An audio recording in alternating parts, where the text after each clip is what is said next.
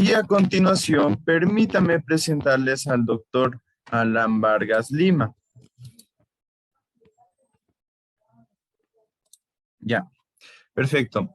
Doctor Alan Vargas es máster en Derecho Constitucional y Procesal Constitucional, asesor en el Tribunal Constitucional Plurinacional de nuestra hermana República de Bolivia. ¿Cómo está, estimado doctor? Buenos días.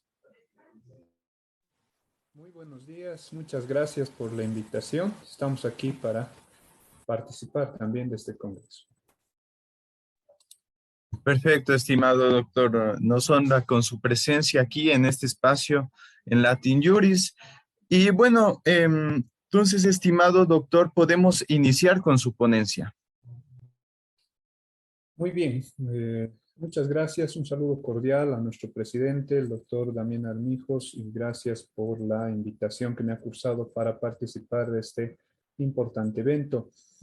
Efectivamente, estamos reuniendo, veo yo, lo mejor del pensamiento latinoamericano. Ya acabamos de escuchar al doctor Marcelino González. Un saludo cordial hasta Paraguay.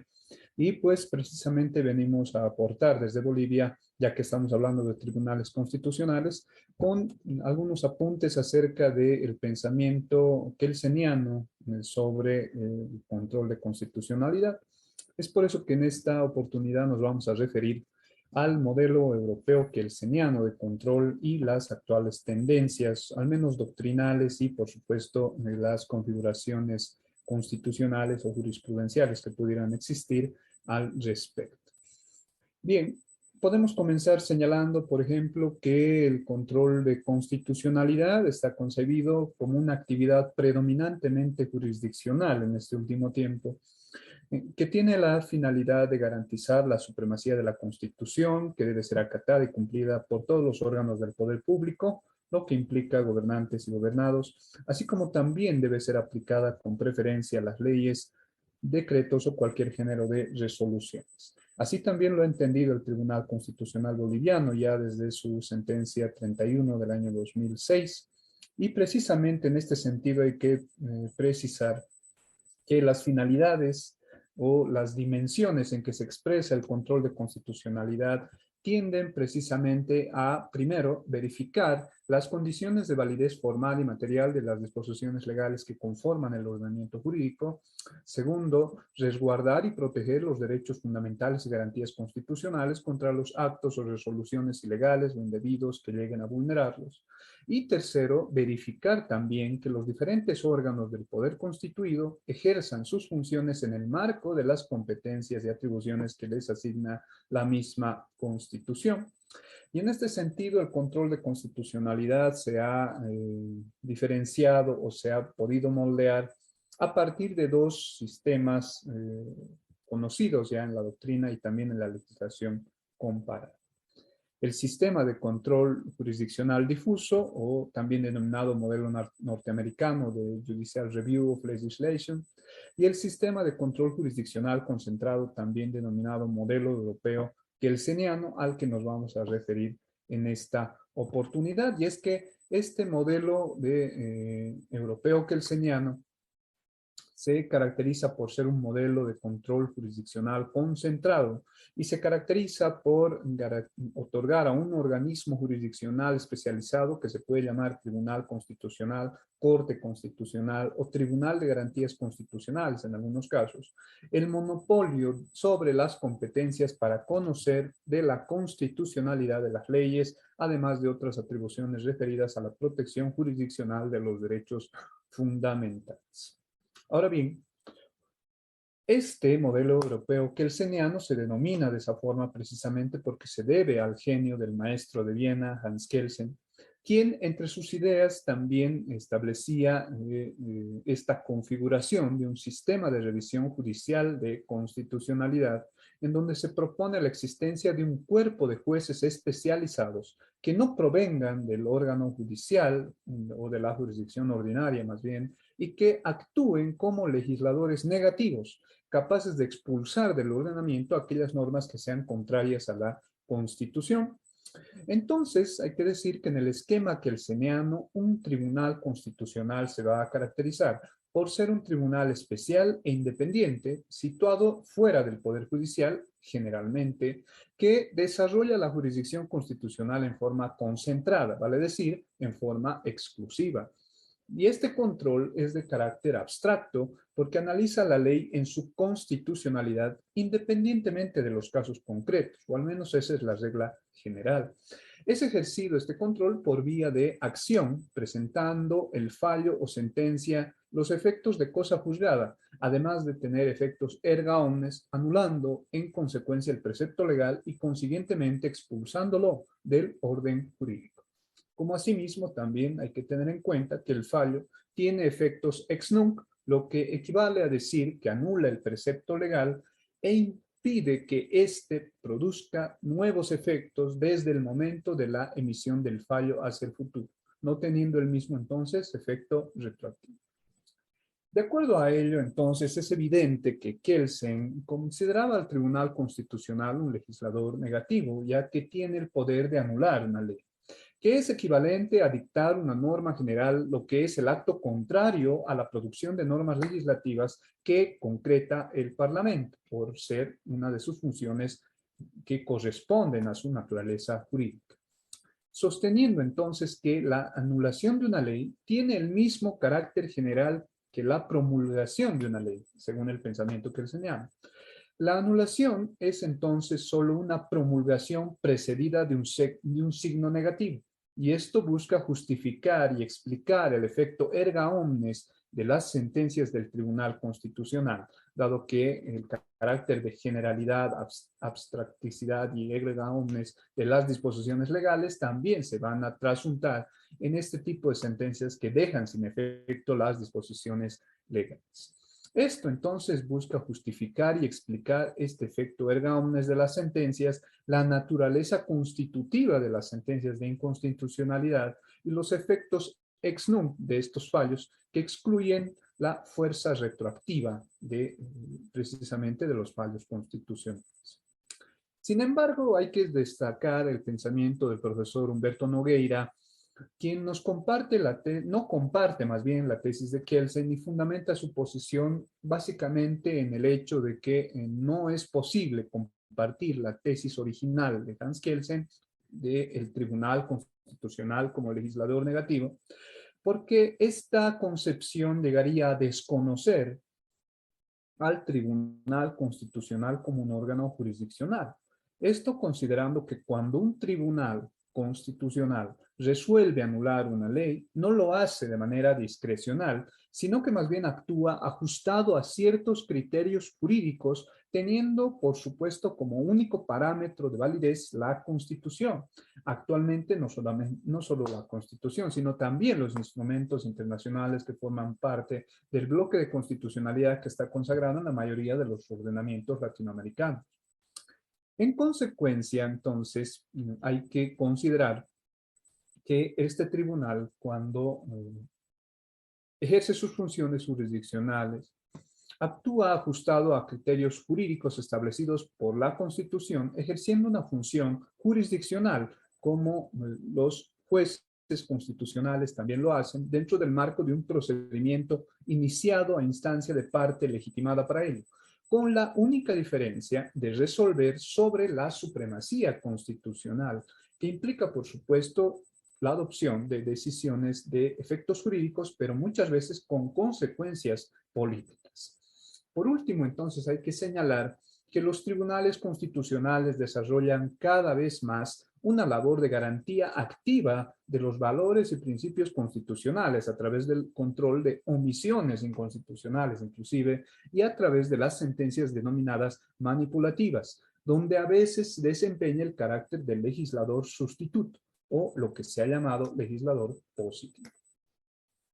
En este sentido, también se ha pronunciado el profesor español Francisco Fernández Segado, cuando ha señalado que la concepción kelseniana del negativ Hetzgerber, legislador negativo, ha operado como una auténtica idea fuerza que impregna durante mucho tiempo ya la visión de que los tribunales constitucionales tienen esta función y pese a su relativización cada día más acentuada, existen todavía algunos resabios de esa visión, aunque siguen todavía ejerciendo una cierta acción calórica.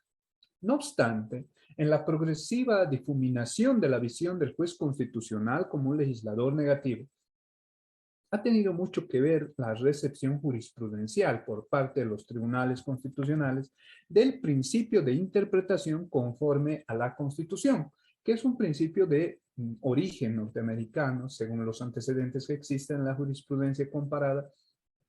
Pues como señala Conrad Hess, por ejemplo, en función de esta unidad, las leyes emanadas bajo la vigencia de la ley fundamental deben ser interpretadas en consonancia con la propia norma fundamental.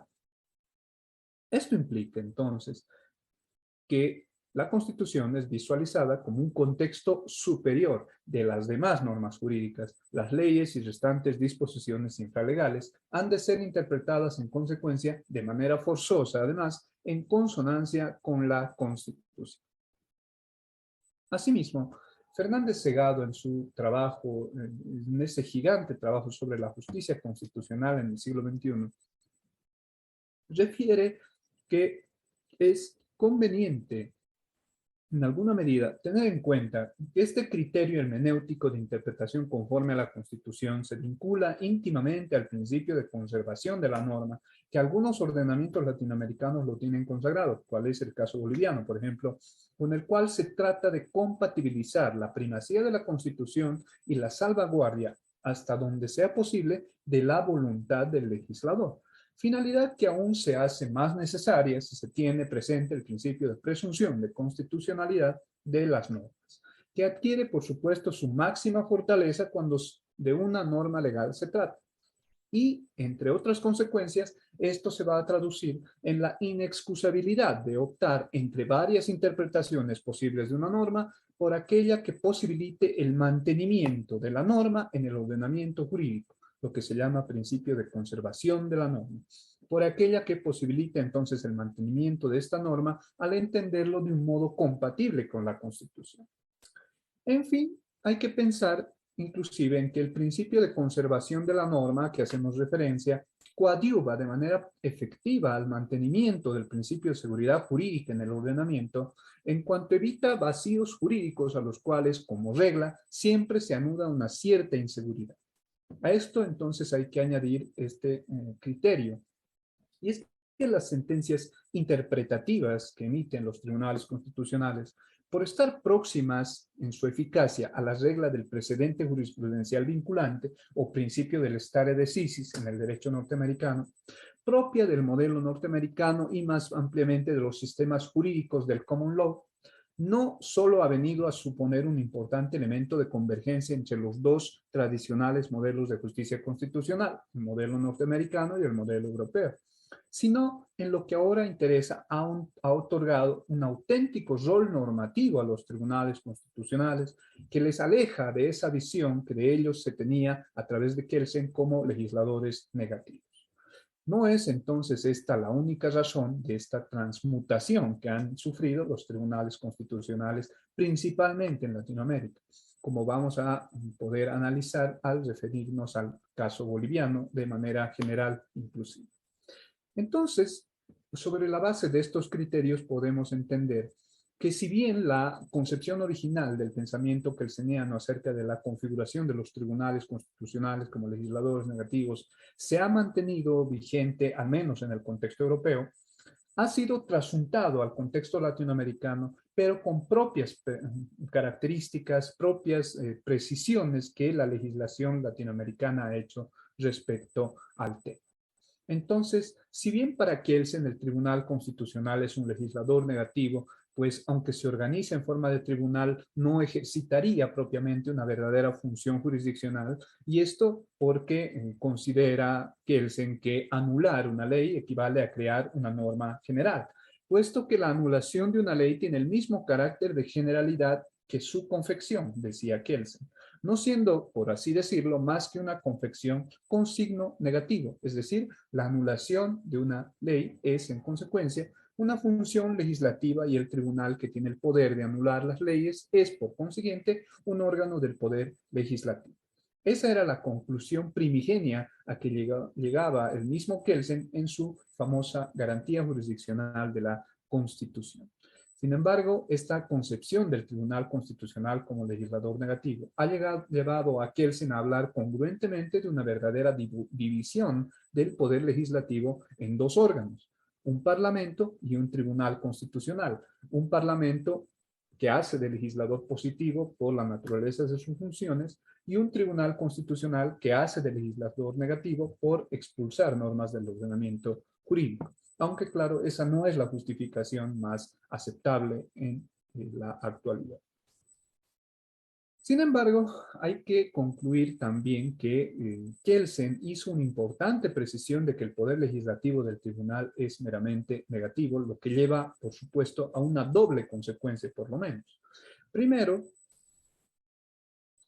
esto significa que carece de la libre creación que caracteriza a la actividad legislativa, ya que la anulación de una ley es esencialmente la aplicación de las normas de la Constitución.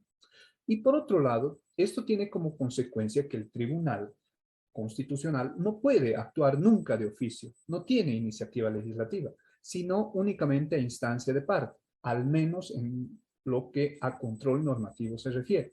Es decir, que siempre que previamente estas normas sean impugnadas por los órganos políticos legitimados para ello o a lo máximo, según se admite posteriormente y se consagrará constitucionalmente por los tribunales superiores con facultades de plantear ante el Tribunal Constitucional la constitucionalidad de una norma que tenga que aplicar a un caso que estén conociendo. Estos serán los únicos supuestos en los cuales el tribunal podrá actuar para analizar la compatibilidad de una disposición legal frente a los mandatos de la Constitución.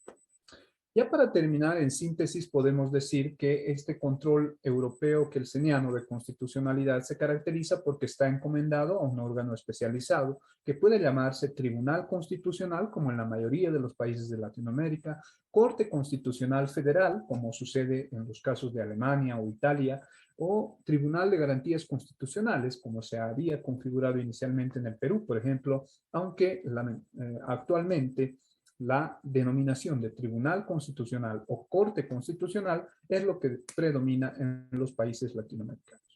El procedimiento de control de constitucionalidad se va a iniciar siempre mediante el ejercicio de una acción de inconstitucionalidad, es decir, a través de un procedimiento de impugnación directa, sin necesidad de esperar a que se presente la ocasión de un proceso judicial concreto en el que tenga que aplicarse la ley impugnada de inconstitucional. Aunque, claro, actualmente existe mucha discusión acerca de cuál es la legitimación idónea para plantear la acción de inconstitucionalidad cuando existen ordenamientos como el colombiano y el boliviano. En el caso de la Constitución, el texto constitucional colombiano es muy similar a lo que vino a prever la Constitución boliviana de 2009 cuando habla de una legitimación popular para el planteamiento de la acción de inconstitucionalidad. Sin embargo, de manera general, este sistema europeo kelseniano de control establece la legitimación de determinados órganos para poder recurrir la acción directa o abstracta de inconstitucionalidad, estableciendo ciertas limitaciones, aunque también legitima la intervención de personas particulares, pero con determinadas restricciones. Eso es lo que sucede también en el contexto boliviano, cuando se puede activar la acción de inconstitucionalidad por vía directa o por vía indirecta, es decir, dentro de un proceso judicial concreto. En todo caso, los efectos de la resolución que declara la inconstitucionalidad de la ley son de carácter general o erga omnes. Además, la resolución no va a declarar solamente la inaplicabilidad de la ley, sino que la va a anular, porque la decisión tendrá el efecto derogatorio o abrogatorio según corresponda, lo que constituye, por supuesto, una forma de legislación negativa en ese sentido.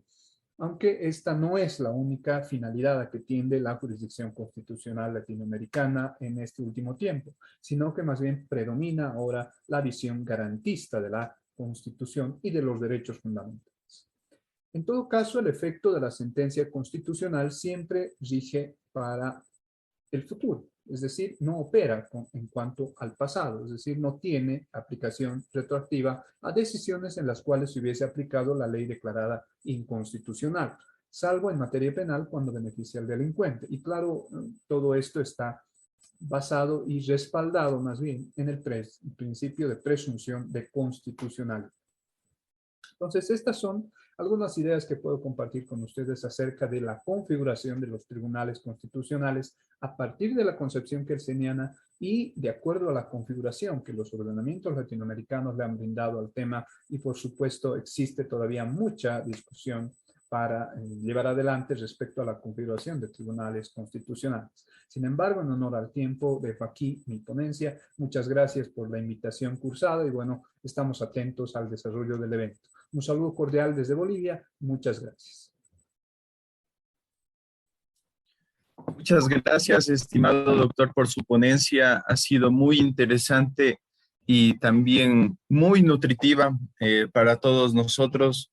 Es interesante ver cómo a partir de las obras de Kelsen como la garantía de la Constitución, nace ese concepto del Tribunal Constitucional como un legislador negativo y que a través del tiempo ha evolucionado este concepto de la Corte o de los tribunales constitucionales y sobre todo la posibilidad de ampliar a los legitimados activos de las acciones de inconstitucionalidad, lo cual me parece una cuestión bastante interesante, ¿no? Actualmente en el Ecuador también se prevé estas acciones o estos procedimientos de control de constitucionalidad concreto.